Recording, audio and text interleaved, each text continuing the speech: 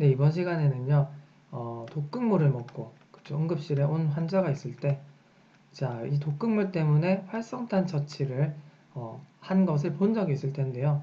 이 찰콜이라고 하는 건, 그쵸, 다들 아실 겁니다. 탄소물질이고요. 이게 이제 흡착제로서 사용이 되는 겁니다. 뭐 일상생활에서도 뭐 습기라든지 냄새, 분자를 흡착하는 역할을 하죠. 그래서 우리가 독극물을 얘가 이제 표면에 대신 부착을 시키는 거죠. 그래서 우리 몸에 더 이상 이게 그쵸 독극물이 흡수되지 않게 써주는 거죠.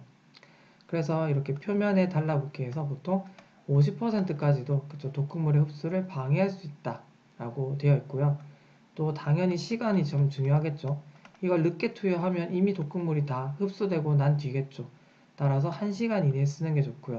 4시간 이후부터는 거의 효과가 없습니다. 그러니까 시간이 참 중요하고요. 또 용량도 중요하겠죠. 그쵸? 얼만큼 넣어줘야 되느냐. 그래서 보통 우리가 활성탄 대 독성 물질의 비는 보통 10대 1 정도라고 생각을 해주시면 되고요. 그래야지 충분하게 협착이 된다라고 알려져 있습니다. 자, 그런데요, 이런 게 이제 또 여의치가 않을 때는 보통 한 킬로그램당 있죠. 1에서 2g 정도 사용해 준다라고 생각하시면 되겠습니다. 아시겠죠? 자, 그런데요, 무조건 이 활성탄을 쓸 수 있는 게 아닙니다. 우리가 물론 1차 약제이고, 그쵸, 가장 효과적이면서 안전하기도 하지만 이게 이제 달라붙지 않은 물질이 있겠죠. 독성 물질이 아예 여기에 이제 반응을 안 하는 경우죠. 자, 그렇게 되면 소용이 없겠죠. 그래서 거기에 대해서 이제 알아볼 텐데요. 즉, 금기증에 해당하겠죠. 굳이 왜 쓰냐는 거죠. 자, 일단은 4시간 이후, 그쵸? 효과 없다고 말씀드렸습니다. 굳이 쓸 필요 없죠. 두 번째로는, 자, 흡수되지 않는 물질인데요. 철이라든지, 리튬, 그리고 뭐, 사이아나물, 그쵸? 요런 이온들, 그 다음에 뭐, 에탄올이라든지, 메탄올 있죠. 요런 것도 안 됩니다. 그래서 우리가 메탄올 그쵸 중독으로 이렇게 병원에 왔을 때 활성탄 쓰지 않습니다. 자, 그 다음에요. 또 뭐 강산이나 강알칼리 있죠. 이렇게 이제 부식성을 일으키는 거죠. 굉장히 이제 다 녹여버리죠. 그래서 오히려 이런 거는 우리가 내시경을 해야 되는데요. 그쵸 손상 정도를 파악하기 위해서 자, 이 내시경을 할 때 시야를 가릴 뿐입니다.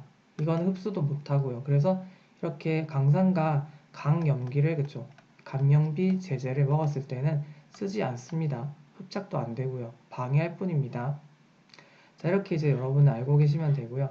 자, 전반적으로 이 활성탄이라고 하는 거는 성인은 물론이고요. 소아에서도 안정성이 확인이 됐습니다. 아시겠죠? 자, 그리고 이제 어떻게 투여를 하냐면요. 보통 물이라든지 주스에 그쵸 섞어서 투여를 합니다. 물이나 주스에 섞어서 투여를 하게 되고 그래서 보통 경구로 그쵸 주거나 비위관을 통해서 준다라고 생각을 하시면 되겠습니다. 아시겠죠? 자, 전반적으로 설명을 드렸고 자, 그러면은 특례를 하나 보고 마치도록 하겠습니다. 제가 나머지는 다 설명을 드렸거든요. 그러니까 한번 그쵸 읽어보시고 정리하십시오. 자, 보겠습니다. 자, 20세 여성이 2시간 전에 수면제를 굉장히 과량 복용했죠. 그래서 심한 육지과 구토가 있어서 응급실에 왔습니다. 의식은 괜찮았고 혈압도 괜찮죠. 다른 건 괜찮네요 다. 산소를 투여하지 않은 상태에서도 이렇게 확보가 되었죠. 자, 이럴 때는요. 일단은 숨을 제대로 못 쉬고 있으면요. ABC 순서로 해서 지금 에어웨이부터 판단을 해야 되는데 굳이 산소가 지금 그쵸 잘 되고 있기 때문에 뭐 기도 삭관이나 이런 건 일단 할 필요는 없고요. 그쵸 괜찮죠? 그래서 일단 1차적인 활성탄 치료를 할 수 있다라고 생각을 해주시면 됩니다.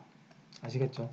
자, 그래서 이 활성탄 치료를 이럴 때 해볼 수가 있구나. 물론 소아에서요, 뭐 타이레놀을 갖다가 엄청나게 그쵸 가량 그쵸 뭐 액체 형태로 뭐 마셨다라든지 그쵸 그런 경우에도 소아에서의 안정성도 확보가 됐기 때문에 이렇게 활성탄 쓰시면 되겠습니다. 아시겠죠? 네, 일단은 수고 많으셨습니다.